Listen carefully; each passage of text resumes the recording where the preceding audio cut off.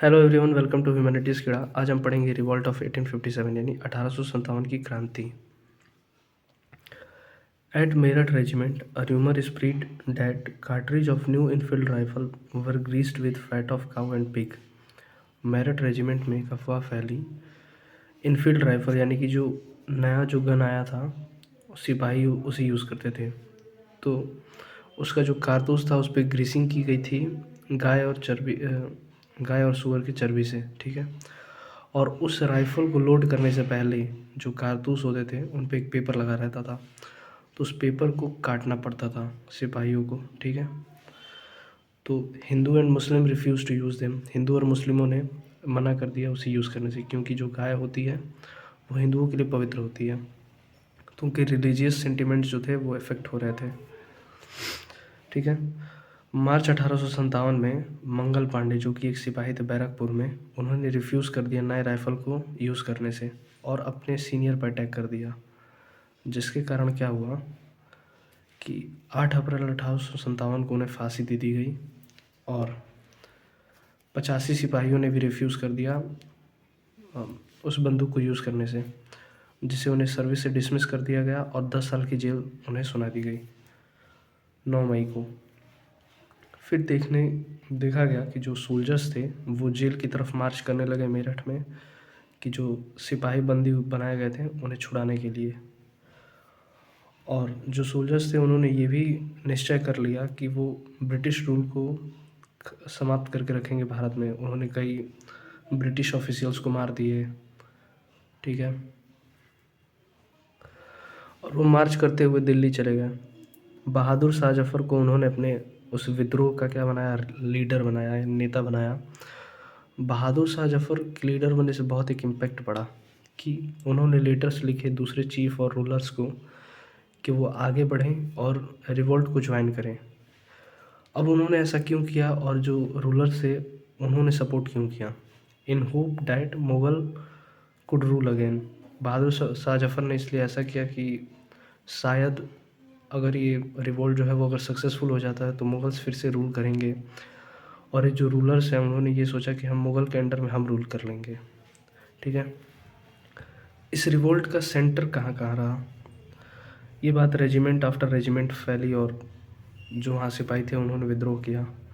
Nodal points यानी मुख्य point कौन कौन से थे, मुख्य जगह दिल्ली, कानपुर और लखनऊ।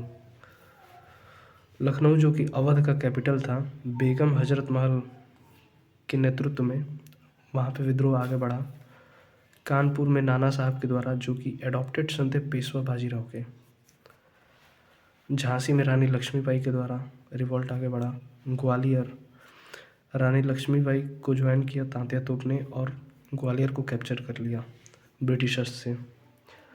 मांडला जो कि मध्य प्रदेश में, वहाँ रानी अवंतीबाई लोधी के द्वारा रिवॉल्ट आगे बढ़ा। बरेली, बख्त खान जो कि एक सोल्जर्स थे, took charge of large force who came to Delhi. Delhi से जो फोर्सेस आई थी बख्त खान ने उनका नेतृत्व किया। बिहार से कुंवर सिंह ने नेतृत्व किया रिवॉल्ट का। ये सेंटर्स थे 1857 की रिवॉल्ट के।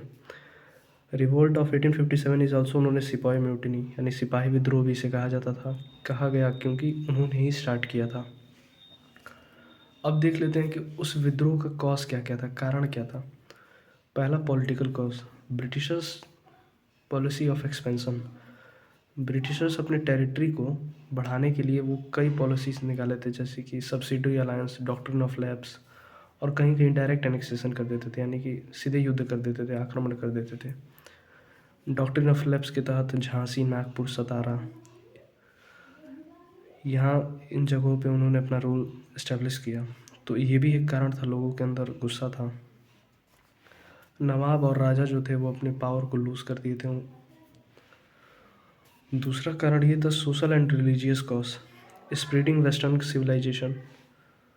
वो क्या करने लगे कि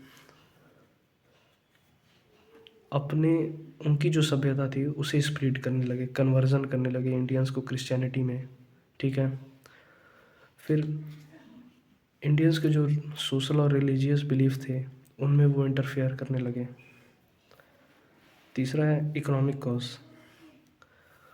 वो जो छोटे छोटे किसान थे, पीजेंट्स थे, उन पे क्या करने लगे, imposed high tax on lands, उनके ज़मीनों पे बहुत ज़्यादा टैक्स इम्पोज करने लगे। और सिपाही का एक बड़ा समूह कहाँ से बिलोंग करता था, पीजेंट्री क्लास से। तो एक ये भी कारण था रिवॉल्ट का। मिलिट्री कॉज, इंडियन सिपाही पेड लेस देन यूरोपियन सिपाही ऑफ सेम रैंक। भारतीय सिपाही और यूरोपियन सिपाही सेम रैंक के होने के बाद भी भारतीय सिपाही जो थे उन्हें कम पैसे दिए जाते थे। और दूसरा कॉज आप जानते ही हैं, ग्रीस्ड कार्ट्री जो था against of belief of Hindu and Muslims. तो रिवॉल्ट हुआ, लेकिन जो रिवॉल्ट था वो 1858 के मिड तक सप्रेस्ड करवा दिया गया ब्रिटिशर्स के द्वारा। New laws were passed that रेवल could be convicted with ease. कई लॉ पास हुए कि जो विद्रोह है उसे कैसे न कैसे करके भी उसे ख़त्म किया जाए। ब्रिटिशर्स ने दिल्ली को रिकैप्चर कर लिया 1857 में सितंबर में। बहादुर शाह जफ़र जो कि एक लीडर थे रिवॉल्ट ऑफ 1857 को, उन्हें रंगून भेज दिया गया जेल में। लखनऊ को भी ब्रिटिशर्स ने अपने अंडर में कर लिया मार्च 1858 में। रानी लक्ष्मीबाई जो कि झांसी का नेतृत्व कर रही थी, उन्हें मार दिया गया जून 1858 में। तात्या तोप जंगल की तरफ चले गए और वहाँ से उन्होंने गुरिल्ला वॉर टेक्निक को अपनाया, लेकिन वो भी उन्हें भी मार दिया गया 1859 में। ब्रिटिशर्स ने क्या किया कि अब इंडियंस के लॉयल्टी को फिर से जीतने के लिए ये कहे कि जो लॉयल लैंड होल्डर्स हैं वो अपने फिर से राइट को क्या करें, एंजॉय करें। यानी अब उन पे कोई रोक नहीं है। फिर जो लोग रेबल में थे, अगर उन्होंने किसी भी ब्रिटिशर्स को मारा नहीं है तो उन्हें छोड़ दिया गया। अब हम ये देखेंगे कि why did the revolt fail, आखिर में जो रिवॉल्ट है वो फेल कैसे हुआ। जो कि बहुत बड़े बड़े प्रिंसली स्टेट थे जैसे हैदराबाद, मैसूर, ट्रेवनकोर, कश्मीर, इन्होंने विद्रोह में पार्टिसिपेट ही नहीं किया। जो साउदर्न प्रोविंसेस थे यानी कि दक्षिणी जो राज्य थे वो भी विद्रोह में शामिल नहीं हुए। लिमिटेड रिसोर्सेज थी हमारे पास, lack of man and money. Indians के पास क्या थी, पैसे की भी कमी थी, आर्म्स की भी कमी थी और लोगों की भी कमी थी। लेकिन इंग्लिश के पास क्या थे, यानी ब्रिटिशर्स के पास मैन, मनी, आर्म्स तीनों थे। मिडिल क्लास जो है उसमें रिवॉल्ट में उनका पार्टिसिपेशन नहीं था, क्योंकि जो इंग्लिश थे उन्होंने एजुकेट कर दिया था मिडिल क्लास को, रिच मर्चेंट्स को, ट्रेडर्स को। और जो बंगाल के ज़मींदार थे उन्होंने अपना पार्टिसिपेशन नहीं किया, बल्कि उन्होंने रिवॉल्ट को दबाने में, उसको ख़त्म करने में ब्रिटिशर्स की हेल्प की। नो इफ़ेक्टिव लीडरशिप, अगर जहाँ पे बहादुर शाह जफ़र थे, अगर वहाँ पे तात्या तोप, रानी लक्ष्मीबाई जैसे लीडर्स होते तो रिवॉल्ट सक्सेसफुल हो सकता था। अब हम रिज़ल्ट देख लेते हैं कि आखिर में हुआ क्या उसके बाद। अभी तक 1858 से पहले जितनी भी पावर्स थी वो एक कंपनी के अंडर में थी, इंग्लिश ईस्ट इंडिया कंपनी। लेकिन 1857 की क्रांति के बाद जो भी पावर्स थी वो ब्रिटिश क्राउन के अंडर में चली गई। ठीक है, यानी कि अब वहाँ के किंग और क्वीन ही रूल करेंगे इंडिया पे। फिर जो भी कंट्री में जो राजा थे उन्हें ये आश्वासन दिया गया कि अब उनकी टेरिटरी जो है उन पे कोई हमला नहीं करेगा। इंडियंस के रिलीजियस कस्टम और बिलीफ पे कोई इंटरफेरेंस नहीं होगा ब्रिटिशर्स का।